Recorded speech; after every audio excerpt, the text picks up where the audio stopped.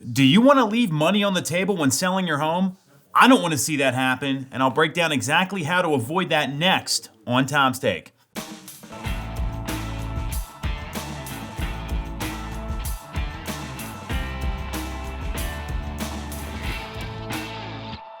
definitely going to want to watch this one.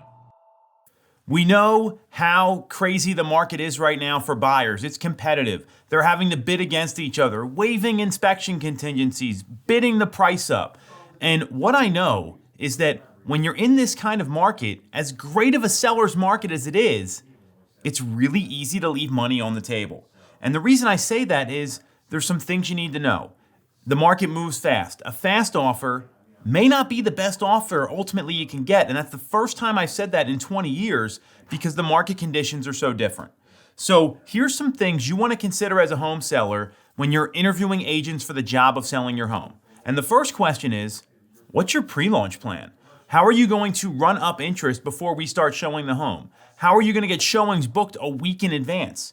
How are you going to get the word out to all the agents who have buyers in the area? Because we know the best buyers work with agents.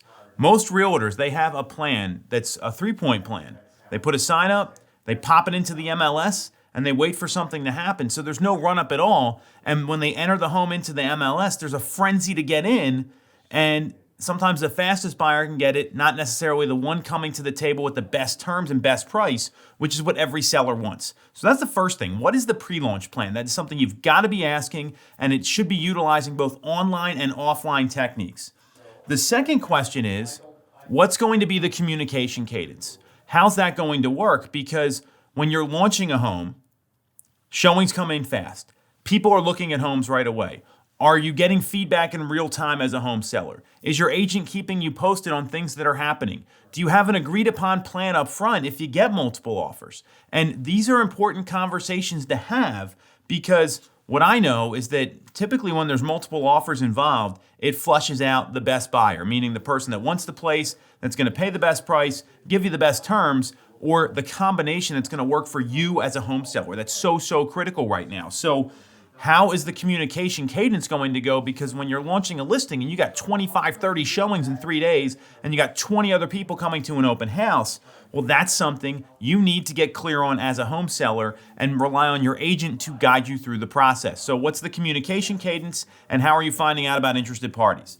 And the third thing is, when you look at offers when they come in, what are the instructions that you're going to have? How much time are you looking for to give an answer? This is another conversation you want to have with your agent because buyers will come in and they will say things like, hey, here's my offer and I want an answer in the next 15 minutes.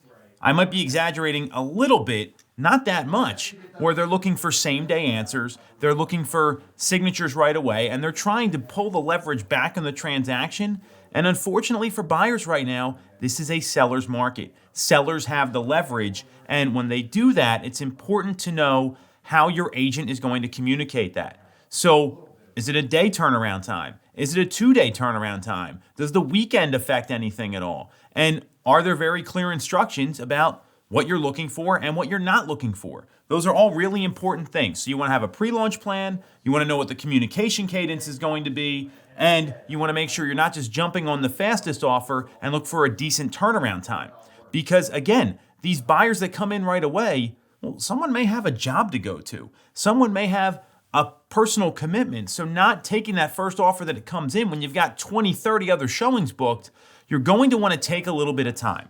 And not a lot of time, because time can be the enemy, enough to make sure that you're getting the best possible price, the best terms, or the right combination for you. So these are the questions you want to be asking in this kind of market, because I've seen properties where the fastest buyer gets it and there was more money left on the table. I don't want to see that happen to anybody. If you need a strategy specific for you on this, you know where to reach me. We'll catch you next week.